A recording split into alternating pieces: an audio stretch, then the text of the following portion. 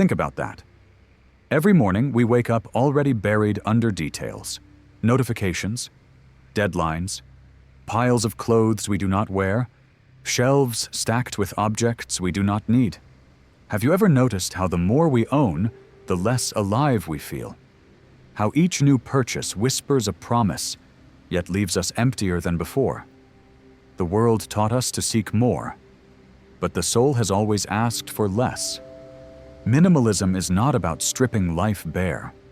It is about creating space for what is real, for what is lasting. And today, I will share with you 10 principles of minimalism that can turn a life of noise into a life of clarity. But let me ask you first, what would your days look like if you finally chose enough? Principle 1. Firm purpose in life. Have you ever woken up in the morning and felt as if the day was already pulling you in 100 directions at once? The phone buzzing, the list of tasks growing, the silent pressure to keep up with what everyone else seems to be doing or buying. You look around and wonder why you are exhausted before you have even begun. This is the weight of living without a firm purpose. Principle 1 is about finding and holding on to that firm purpose.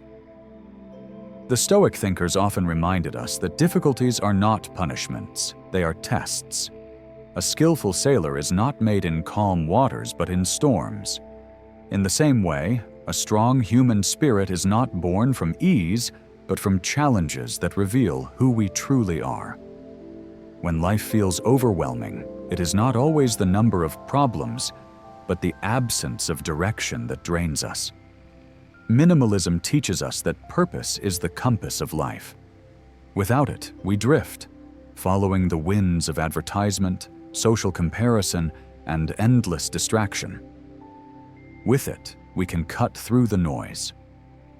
A firm purpose does not simply appear, it is crafted slowly through reflection, through asking ourselves what we want our lives to stand for. It might not be about wealth or possessions at all. It might be about freedom. It might be about family. It might be about service. When that purpose becomes clear, decisions begin to simplify. You start to recognize what belongs and what does not. The excess falls away because it no longer serves the path you have chosen. Even hardship changes shape. It becomes fuel rather than weight. Each difficulty is an opportunity to test your strength against your purpose.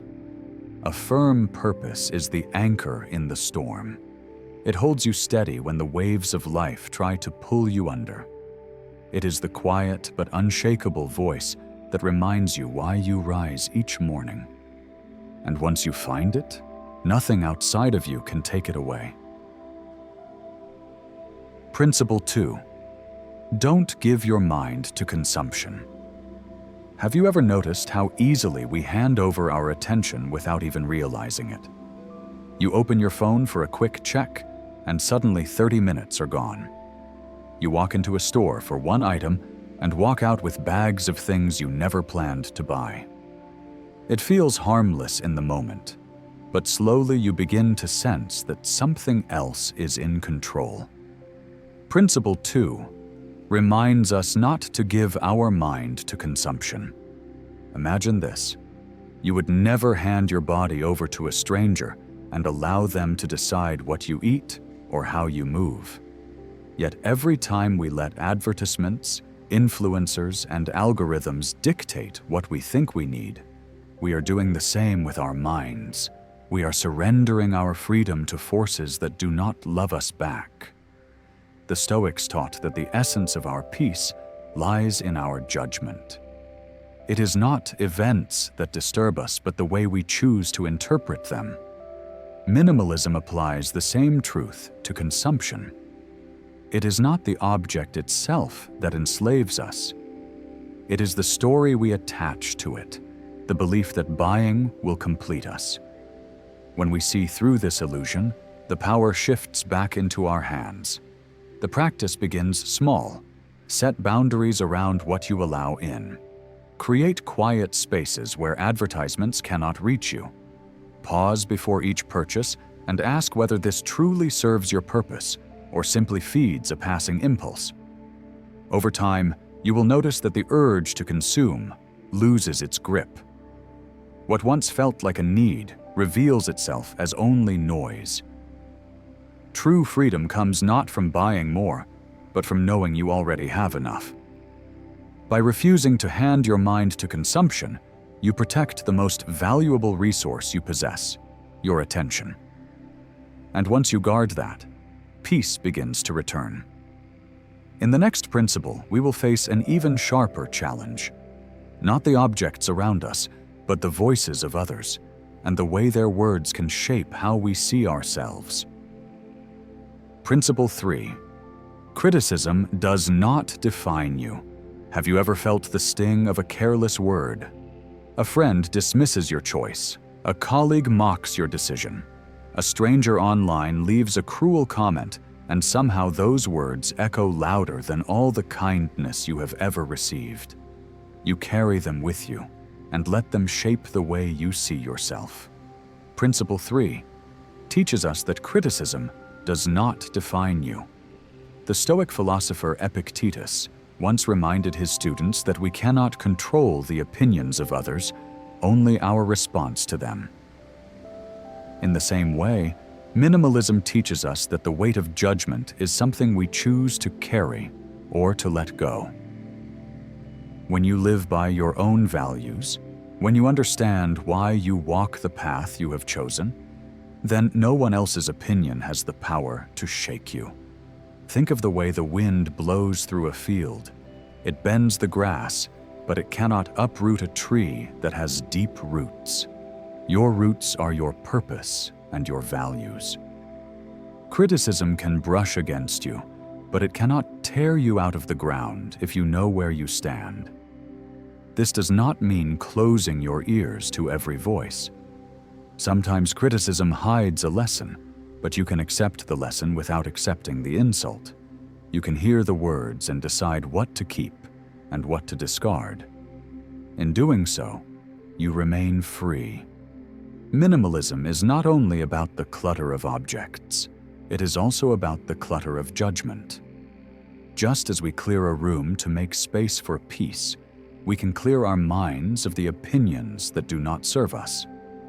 True strength is not found in silencing others, but in refusing to let their voices become the story you live by. And in the next principle, we will look even deeper at insult and offense, and how to turn them from wounds into stepping stones for growth. Principle 4. Insult and offense. Have you ever replayed an argument in your head again and again? Someone said something sharp, maybe in a meeting, maybe at the dinner table, and long after the words were spoken, you still feel the heat rising in your chest. It is as if the offense has carved a mark inside you that refuses to fade. Principle 4 reminds us that insult and offense do not come from the words themselves, but from how we choose to receive them. Epictetus once taught that what frightens us is not events, but our thoughts about them. The same is true with insults. A word on its own is just sound. It is our interpretation that turns it into pain. Minimalism offers a way to clear not only our rooms, but also our reactions. Imagine pausing in that moment when someone criticizes you. Instead of striking back, you take a breath and ask yourself, what truth is there here, and what is only noise? Sometimes you will find nothing worth keeping, and you can let the words fall away like dust. Sometimes you may find a hidden lesson, and then even an offense becomes a gift. This does not mean weakness. It means strength of the highest kind. Anyone can react with anger. Few can respond with calm. To live without being ruled by offense is to step into a deeper freedom, where your peace is no longer at the mercy of another's tongue. Minimalism teaches that life is heavy enough without carrying the extra weight of resentment. each insult we release is like setting down a stone from the backpack of the soul. Slowly, the load grows lighter, and we discover that we can walk further and freer than before.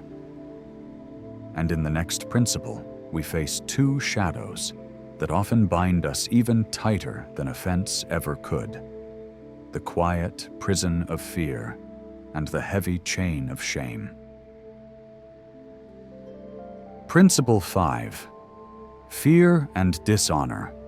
Have you ever done something you did not want to do, just to avoid the fear of being judged?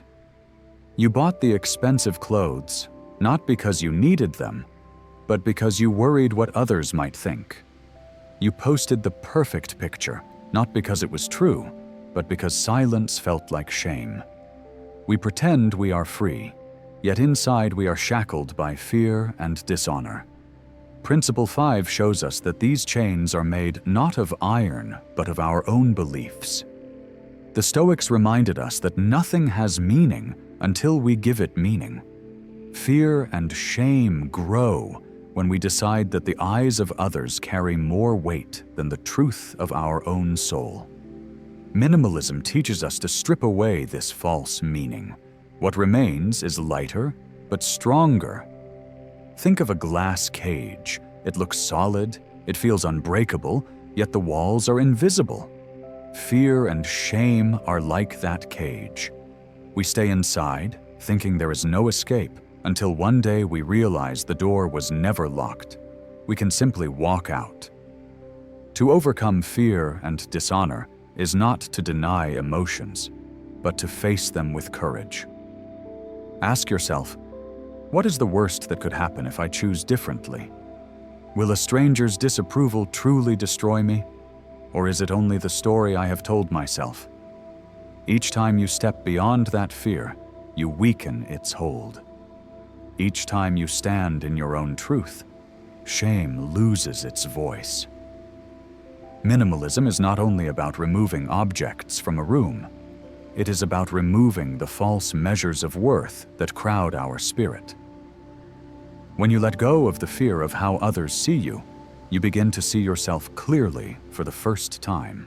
And in the next principle, we turn to a practice that may seem dark at first, but is in truth a powerful shield: the discipline of anticipating obstacles before they arrive. Principle 6. Anticipating obstacles. Have you ever set your heart on living simply, only to find yourself stumbling the moment temptation appears? You clean your home one weekend, yet by the next month, new objects begin to creep in. You promise yourself to spend less. Then a sudden sale pulls you back into the same cycle. It feels like one step forward and two steps back. Principle 6 is anticipating obstacles. The Stoics practiced a discipline they called premeditation of troubles. They imagined the difficulties that might appear so that when the storm arrived, they were already prepared. Minimalism calls us to do the same. Simplicity is not defended by hope alone, but by readiness. Think of a runner preparing for a marathon. She imagines the rain, the exhaustion, even the chance of injury. Because she anticipates them, she is not undone when they come. She adjusts, she endures, and she finishes the race. In life, clutter and distraction are our storms. They will appear. But if we anticipate them, they lose their power to surprise us. This practice does not invite pessimism. It invites strength. When you know temptations will come, you create boundaries in advance. You decide before entering a store what you will and will not buy. You recognize that advertising will try to stir dissatisfaction, so you remind yourself of the purpose that already guides you. Each time you plan for the obstacle, you transform it into proof of your resilience. Minimalism is not about denying that challenges exist. It is about refusing to be caught unprepared. By rehearsing difficulties in the mind, you become calm in the face of them. Your peace is no longer fragile but steady. built on forethought and intention. And in the next principle, we explore an even deeper freedom. Not only the readiness to face obstacles, but the unshakable truth that no one can truly hurt you unless you allow it. Principle 7. No one can hurt you. Have you ever felt crushed by words spoken from someone you trusted? A harsh comment from a close friend, a moment of betrayal from a colleague, or even silence when you needed support? The sting feels unbearable, and you replay the moment again and again, as if their voice has the power to control your peace. Principle 7 reminds us of a truth that both Stoicism and Minimalism hold close. No one can truly hurt you unless you hand them the power to do so. Epictetus taught that it is not events themselves, but our judgment of them that wounds us. Minimalism applies this wisdom inward. Just as we strip away clutter from our homes, we can strip away the clutter of emotions that do not belong to us. Pain is often the first reaction, and that is natural. But the second reaction, the one that lingers, is always a choice.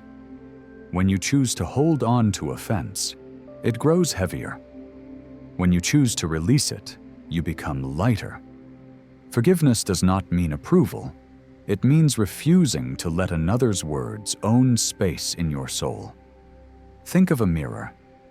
Insults strike the surface, but they cannot leave a mark unless you allow them to. Your inner clarity reflects them away. When you see yourself through your own values and your own truth, the image is not distorted by what others think. Minimalism teaches that life is not about collecting approval, but about protecting freedom. And freedom means this: you control how you respond.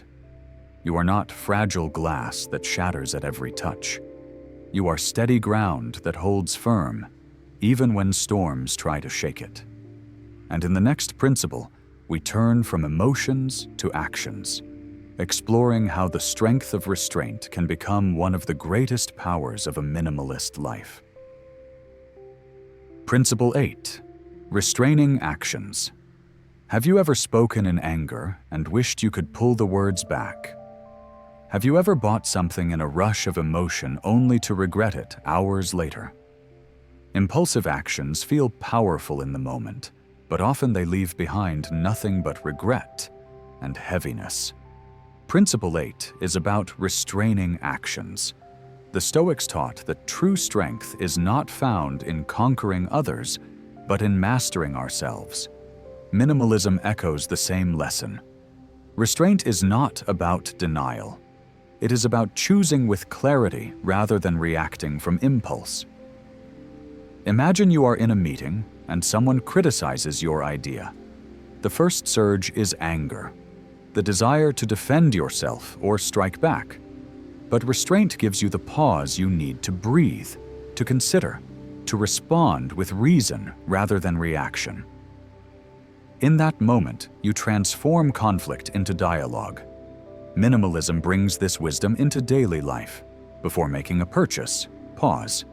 Before filling your schedule, pause. Before giving in to the pull of distraction, pause. This simple act of slowing down creates space to see clearly. You begin to ask, does this serve my purpose or does it only clutter my path? Restraint does not mean weakness. It is a form of power that protects your time, your energy, and your peace. It is the discipline of saying no to what does not belong, so you can say yes to what truly matters. Each time you practice restraint, you affirm control over your own life, rather than handing it to impulse or circumstance. Minimalism is not only about the objects we let go of, but also the actions we refuse to take. It is about guarding your choices with intention. When you live this way, even the storms of life cannot easily move you, because your foundation is not built on reaction, but on purpose. And in the next principle, we will step into an even greater freedom. the ability to accept what cannot be changed, and to find peace not after, but within it. Principle 9. The power of acceptance. Have you ever found yourself fighting reality itself? You miss the train and spend the next hour angry at the clock. A storm ruins your plans and you curse the sky. You lose something small, yet feel as if the whole day has been stolen from you. The struggle drains more energy than the event itself. Principle 9 is the power of acceptance. The Stoics believed that peace is found not in controlling every outcome, but in aligning with what is beyond control. Minimalism carries the same truth. Acceptance is not surrender. It is the moment you stop wasting strength on what you cannot change and begin investing it in what you can. Imagine being lost on a long journey. Anger will not create a map. Blame will not bring back the road. But the moment you accept that you are lost, you are free to take the next step toward finding your way. Acceptance clears the fog so action becomes possible. Minimalism trains us to accept limits. You cannot own everything. You cannot do everything. You cannot please everyone. And that is not failure, that is life. When you embrace this truth, each choice becomes sharper, each day lighter. You are no longer chasing the impossible, but building peace within what is real. Acceptance also cultivates gratitude. Even in loss, there is something left. Even in hardship, there is something learned. When you accept life as it is, you begin to see not only what is missing, but also what remains. And in that vision, joy quietly returns. Minimalism is not about retreating from life. It is about facing it with clear eyes and steady heart. When you stop fighting reality, you discover the freedom to move with it. And in the next principle, we turn to the final lesson, the call to live in harmony with nature itself, the source of both simplicity and strength. Principle 10. Living according to nature. Have you ever felt the quiet pull of the natural world? The stillness of a morning breeze, the rhythm of the ocean tide, the calm of walking through trees where time seems to slow. For a moment, the noise of modern life fades, and you remember that simplicity has always been our oldest teacher. Principle 10 is living according to nature. The Stoics taught that happiness comes when we live in harmony with the order of the universe. Minimalism reflects the same wisdom. To live simply is not to withdraw from life, but to align with its natural flow. Modern society urges us to move faster, to consume more, to chase endlessly. But nature teaches a different pace. The seasons do not rush. The river does not hurry, yet it arrives at the sea. When we imitate this rhythm, we discover peace not through striving, but through balance. Living according to nature means recognizing limits. There is only so much time, only so much space, only so much energy. When we accept these boundaries, life becomes clearer. We no longer waste ourselves chasing the infinite. Instead, we learn to value the finite. Minimalism calls us back to this truth, to own only what serves life, to spend only where meaning is found, to walk gently with the earth, and to live gently with ourselves. By reducing the artificial, we make room for the authentic. By letting go of the excess, we open space for the essential. This is not deprivation. It is liberation. When you live according to nature, you discover that happiness was never hidden in more possessions, but in deeper presence. Each breath, each step, each connection becomes enough. And so the journey of 10 principles brings us here, to a life not only unshaken by chaos, but enriched by simplicity, steady as the ground beneath our feet, and open as the sky above our heads. We have walked together through 10 principles of minimalism. Each one is a light guiding us back to what matters. Each one is a reminder that peace is not found in excess, but in simplicity. But remember, this journey does not end here. It begins the moment you choose to live differently, the moment you decide that enough is enough. So I invite you now to pause and reflect. Which of these principles spoke to you the most? Which one can you begin practicing today? Share your thoughts in the comments, for your story may be the spark that inspires someone else. If you found value here, like this video, share it with a friend, and subscribe so you do not miss what comes next. Together, we are building a community that chooses clarity over chaos and simplicity over noise. The next step is yours.